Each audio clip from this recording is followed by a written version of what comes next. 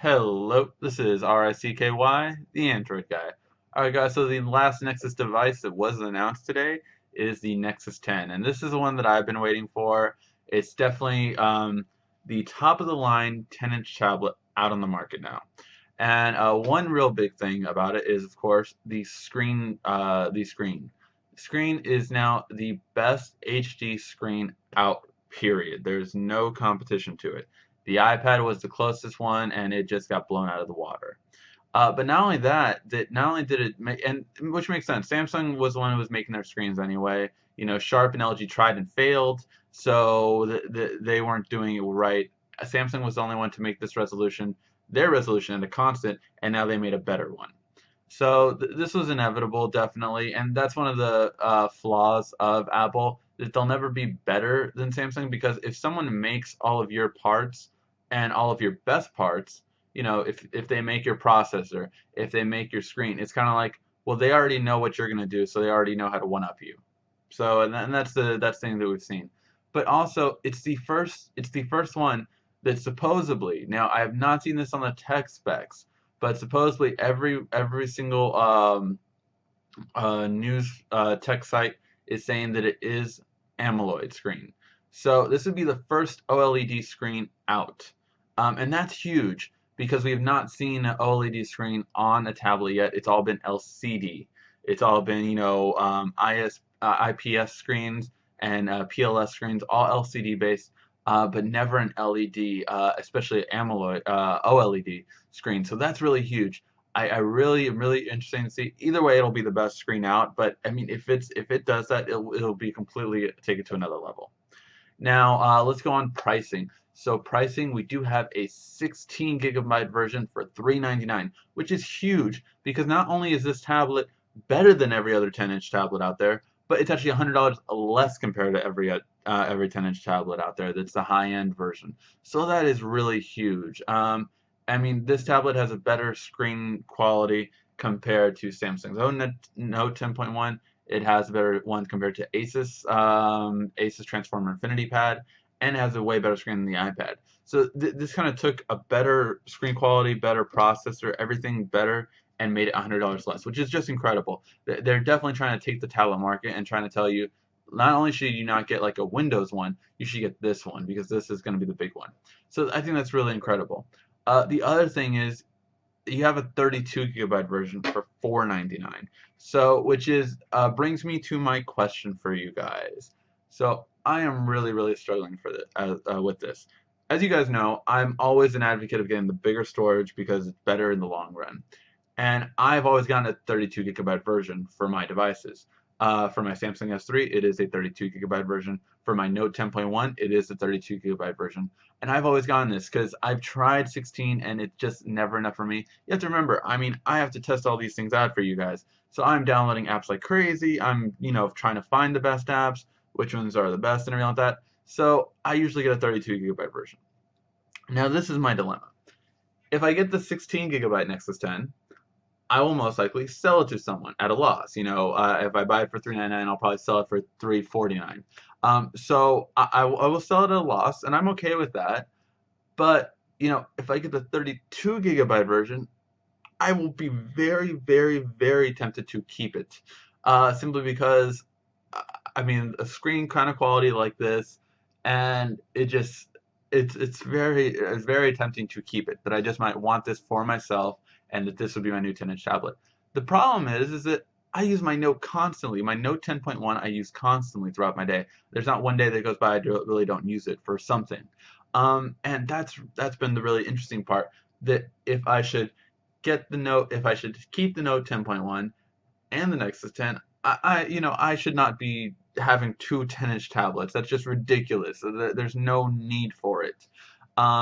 So that's been my dilemma. I do not know whether I should keep the Note 10.1 or get the 32 gigabyte Nexus 10. So that's my dilemma, guys. I want your input on it. So please let me know what your thoughts on it. Should I get the 16 gigabyte Nexus 10 or should I get the 32 gigabyte Nexus 10? This has really been my dilemma. You know, I want the 32 gigabyte in a way because I want to have the Nexus 10. It's really good and it's very tempting. This is my dilemma. I want you guys to help me out with it, so please let me know your take on it. Should I get the 16 gig or should I get the 32 gig? Just leave that, 16 gig or 32 gig, just leave that in the comment and let me know your thoughts because I'm definitely interested in that. All right, now let's go to all the rest of the specs. So we do have a 10-inch screen with 2,560 by 1,600 pixels, which make it a resolution of 300 ppi, which is insane that it's that good quality, first of all, but just that kind of resolution is just unheard of. We've never seen it on a tablet. Anything near the size of a tablet, actually. Even I think the first devices to have it were laptops. So that's pretty interesting. And again, Samsung makes that technology. So like when it was put on the Retina displays on the MacBooks, that was again Samsung. So they specialize in all these things. The other thing we have is we do have Gorilla Glass 2, of course. So that's really huge that we have Gorilla Glass 2 again. I mean, you don't have to put a screen protector on. That's the big thing about Gorilla Glass 2. The other thing is we have a dual-core A15 processor, which this is an A15 processor. So let me explain it to you guys, because I know a lot of you guys were like, oh, it's not a quad core. An A15 doesn't need to be a quad core. An A15 will destroy any quad core out on the market right now. So that's a really big thing. That the A15 chip is actually faster than every quad core out there because it's based on A9 chip architecture. So that's a real big thing. It's the first A15 that we've seen on a tablet. So that's really big. I believe it actually. I believe it's the first one we've seen on a tablet. The only other one might be the Qualcomm Pro, but I believe that's an A9 as well. I would have to double check that. I believe that's an A9 quad core based processor. So again, this is still the top. This will be the top processor. In terms of graphics, that's a pretty good graphics card. I don't know if I would say it's the top of line. I believe we've seen one better, but really good graphics regardless. And with this kind of processor, honestly, it'll more than make up for it.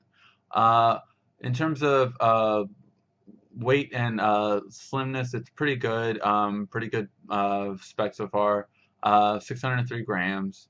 And the camera is 5 megapixels on the back and 1.9 on the front. This is big. I like a 1.9 camera instead of 1.3 because you can really see the difference.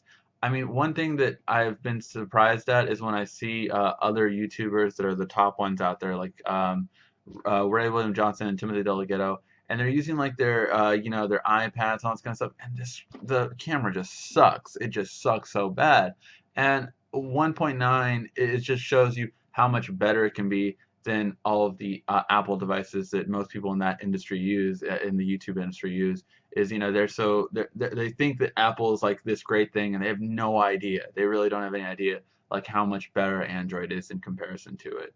So that's another thing. But we also have a wireless technology. It is going to be using MIMO technology, which some devices kind of under the table used before and didn't announce it. Now it's going to be a thing where you just should announce that it has MIMO technology, which it's been out. MIMO technology was back before N, but now they're basically just bringing N and MIMO so that you constantly do not drop signal.